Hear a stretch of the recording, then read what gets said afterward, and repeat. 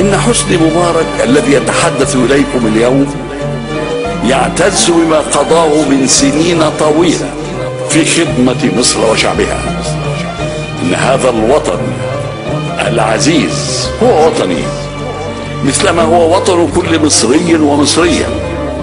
فيه عشت وحاربت من أجله ودافعت عن أرضه وسيادته ومصالحه، وعلى أرضه أموت وسيحكم التاريخ علي وعلى غيري بما لنا أو علينا.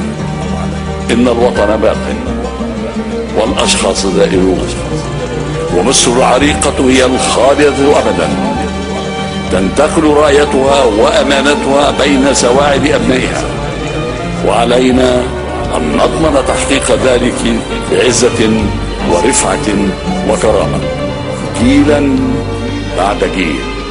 حفظ الله هذا الوطن وشعبه، والسلام عليكم ورحمة الله وبركاته. اللي ضحى لاجل وطنه لاجل ما يعود النهار، واللي اسم مصر دايما كان له طاقة الانتصار.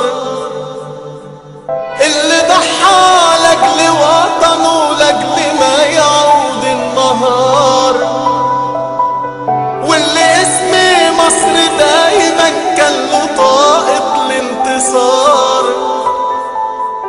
اللي حلمه حلمنا واللي فرحه فرحنا، اللي نهر النيل بيجري جوا دمه دمنا،